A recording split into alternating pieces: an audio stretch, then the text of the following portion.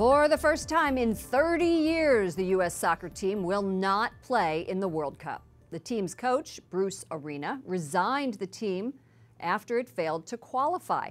The U.S. Soccer Federation is now struggling to figure out what went wrong as broadcasters, sponsors, and fans face the impact of the loss. Joining us now is Doug Eldridge, sports agent, public relations consultant, the managing partner of DLE Agency, and an EWTN News Nightly friend. Welcome to the program. Thank you for having me.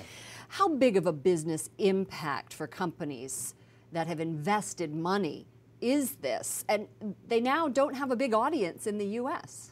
It's huge, and I can quantify and qualify that.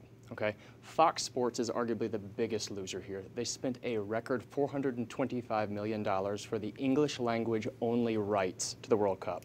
Now I say English language only because we typically split English versus Spanish language viewing audience. ESPN paid the same amount, but that was for English and Spanish during the prior World Cup cycle. Somebody didn't get a So the good trend deal. line was going like this because of viewership and participation and youth numbers, etc. So Fox has a huge loss here, but also sponsors. There were two major cornerstone sponsors that signed on, VW and Verizon. The remainders were hanging on to ensure that the U.S. men's team signed on. So now they're effectively going to buy for pennies on the dollar. Yeah, it seems like the business impact is big, but I'm wondering about the human. $500 million. That is big. Okay, it is big. I'm wondering about the human aspect, the next generation of athletes. Right now there are kids playing soccer all over the world in all of the countries that we broadcast in. Aren't they going to lose interest without a team to play, this U.S. team? Well, when it comes to something like the World Cup or the Olympics, you really need two key things for short and long-term sustainment. In the short term, you need sponsors. You need to keep the lights on. In the long term, you need youth, because youth become teens, teens become adults, either as your next generation of players or your next generation of viewers and consumers of the sponsors that support you.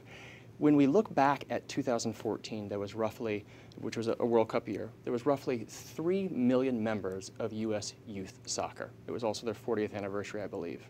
To put it in context, when we talk about trend lines, right, like how much Fox spent, it was the same as ESPN, but for essentially half the product. When we talk about trend lines, when that was measured in 1989, the year before the U.S. started the first of their 7 consecutive World Cups in 1990, it was 1.6 million children. So 1.6 million to 30 million. To 3 million. To 3 million kids. 1.6 to 3. Doubled so they over doubled the course of 7 World Cups. But that's what, to your point, that's what visibility can do.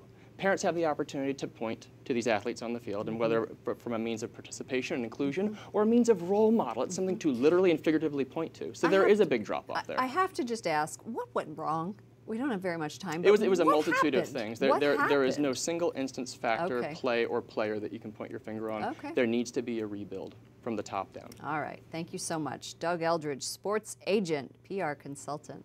Thanks for joining us. Thank you for having me.